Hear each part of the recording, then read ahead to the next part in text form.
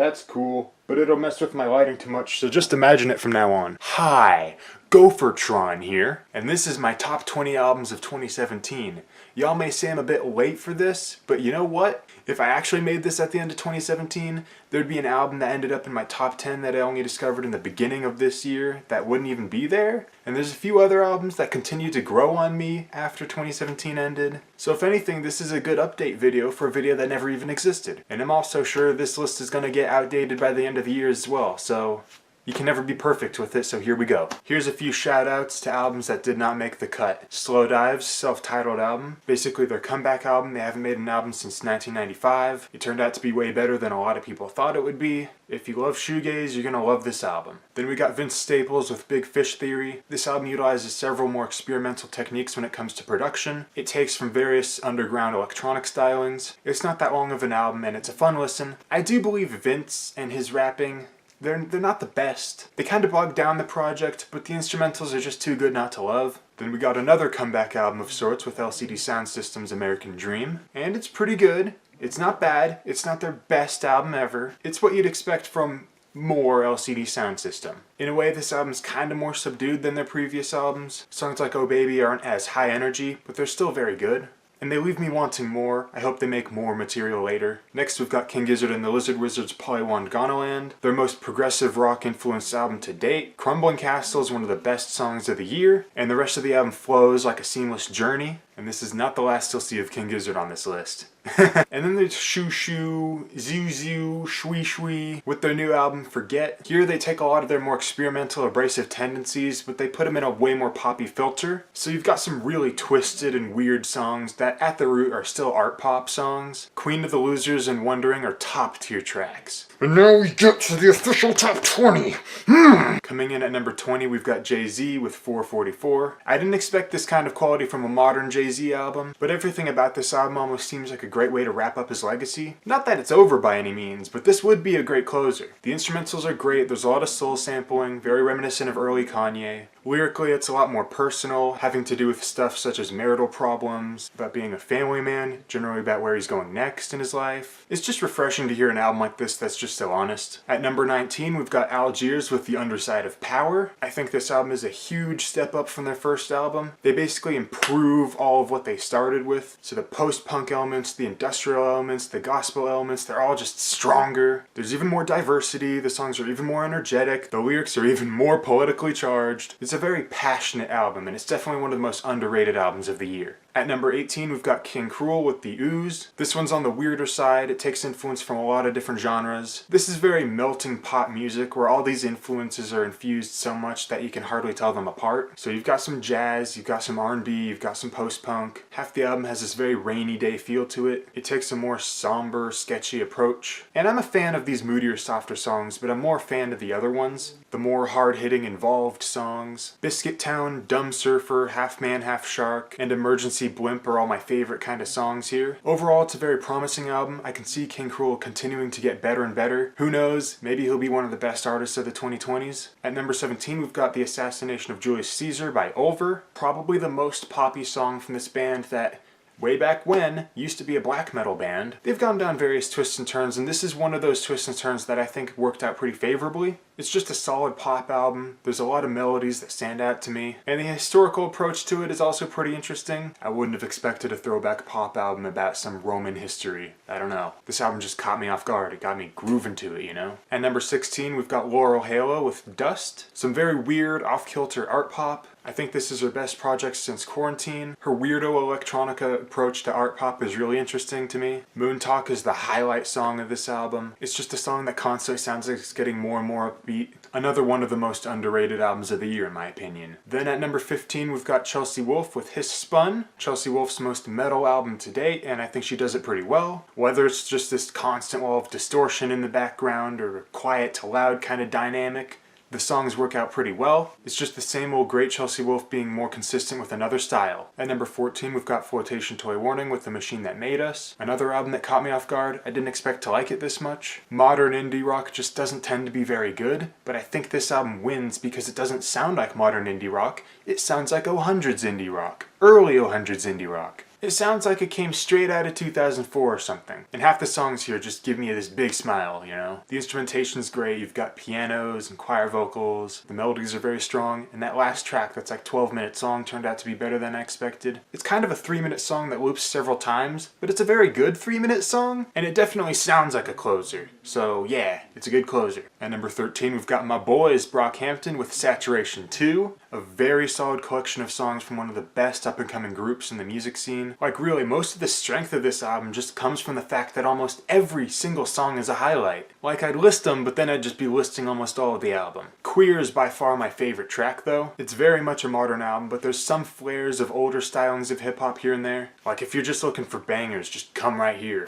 This album's saturated with them. At number 12, we've got Always with Antisocialites. Just a great album full of a lot of great indie pop songs. It's very warm and sugary. It just goes from super happy to heartbreaking. Loaded with the good feels, loaded with the bad feels. At number 11, we've got Bell Witch with Mirror Reaper. I wish I had the shirt right now. That's probably what I would be wearing if I had it. The album is one 83-minute long funeral doom odyssey. When you actually put it on, it feels way shorter than it actually is. It's definitely a very unified experience. It feels very cinematic, and it justifies its long length very well. And it's just drenched with this feeling of sorrow and loss. I feel like this album's responsible for me putting on a lot more doom records as of late. One of the biggest surprises of the year, at number 10, we've got Flower Boy by Tyler, the Creator. If you told me in 2016 that Tyler, the Creator was going to make one of the best albums of the year next year, I would not believe you. I would not.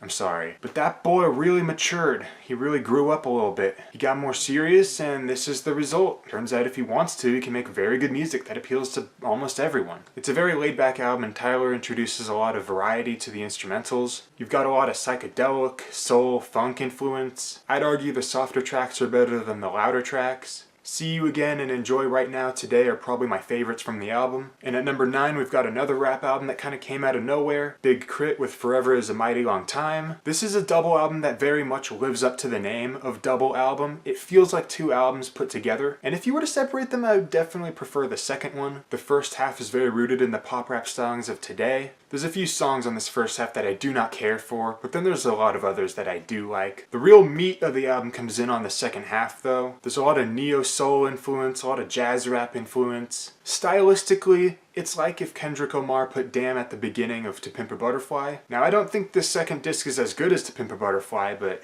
you know, it's kind of a hard album to compare to. But almost every song on the second disc is a highlight. Justin Scott is a great, mainly instrumental opener. Keep the Devil Off is fun in the best way. Then you've got songs like Mixed Messages, Miss Georgiafornia, and Bury Me in Gold, which are very introspective. Bury Me in Gold is a very good closer, and Miss Georgiafornia comes very close to being my favorite rap song of 2017. I'll get back to you on that one. Coming in at number 8, we've got St. Vincent with Mass Seduction. I did not think this album was going to be very good, mainly due to the cover art. But nah, this is a great pop album, one of her strongest to date. Almost every song stands out for me, and when it's not going full high power pop, it gets a bit moody. Another case of an album that gets better just because it feels more personal. Happy Birthday Johnny and that last run of tracks really bring in the feels. Then you've got those super fun songs like Pills and Sugar Boy. Then you've got tracks that kind of mesh these two halves with Los Angeles and Young Lover. I'm sorry I underestimated you, St. Vincent, though I still don't like the cover art.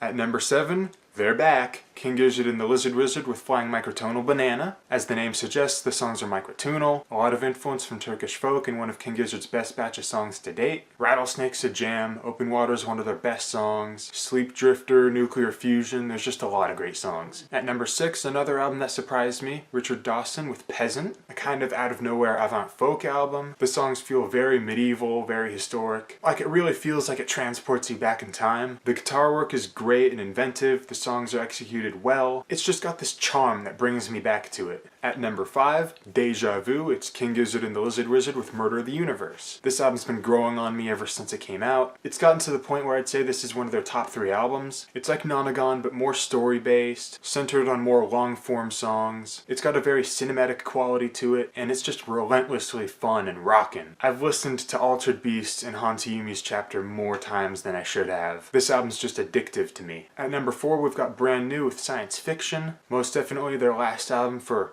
certain reasons. But I can't deny how much I love the music, so hey. This album just feels more mature compared to their other albums. It's a bit more subtle in its approach, but there's definitely a lot of songs on here that are immediately engaging. Waste is just one of my favorite songs from 2017 overall. Just another one of those albums that rakes in the feels. Entering our top 3, we've got Ariel Pink with Dedicated to Bobby Jameson. This is one that grew on me a lot over time. Yeah, it's just another Ariel Pink album. Oh, it's got this song, it's got that song, oh, it's got a lot of great songs. Ah, you know what? This is a very strong project. It's got what you can expect from Ariel Pink, but it's also got a bit of mood to it as well. But at its core, the main reason I love it is just because a lot of these songs are great. Feels Like Heaven, the title track, Another Weekend, Death Patrol, Kitchen Witch. Oh, great songs are everywhere. At number 2, Boys Are Back Again, Brockhampton, Saturation 3. Best hip hop album of the year. Boogie is the best hip hop song of the year. I told you I'd get back to it. The flow of the album is great. One song feeds into the next, just almost perfectly. So many great songs like Zipper, Sister Nation, HEDROVER. I want to say it's got the best closer of the Saturation trilogy as well. I just like how there's kind of an after credits feel to it. Instrumentally, it's the most interesting to me out of the trilogy, and lyrically all the members are stronger than ever. I can definitely see this album being a future classic. That's all I'm gonna say. And here comes our number 1. Drum roll please. It's Blank Mass with World Eater. Whoa, why do I always choose the weird one? Why do I always go for the odd one out? I love this album. I'm sorry, I love it. Blank Mass takes electro-industrial and pushes it in very interesting territories. As harsh and aggressive and as noisy as a lot of these songs are, they're still strangely danceable. And when they aren't super harsh, you've also got these more subdued tracks, almost like he's throwing in some breathers in between. So it's got wonky flavor as well. I just have to say, Rhesus Negative is one of my favorite electronica songs of all time. It's just a relentless 9-minute beast of a song that only continues to get more and more sinister. Rhythmically, it's just so cool. The melodic sections that start to seep in are very video game-like. The transitions between tracks are also very good. First track is kind of like this build-up into Rhesus Negative, and Hive Mind is a very good closer. It reminds me a bit of my 2015 album of the year, Garden of Delete, just because it's a very inventive approach to electro-industrial. I feel like the 2010s haven't been that new and inventive for electronica overall, but then there's albums like this that just blow my mind. It's harsh and it's aggressive, but if you can handle it, I strongly recommend it. And that's it for me. Overall, I don't think 2017 was that good of a year for music. It kind of only kicked in the second half. There were definitely some disappointments here and there. But I don't know. Tell me some of your favorites. What do you think I missed? Jezza signing out. I have a Discord. It's pretty funny. I drew that. I drew that. I drew that. I drew that. Now I didn't draw that, but that's me! Ooh, that's a lot of dog hair.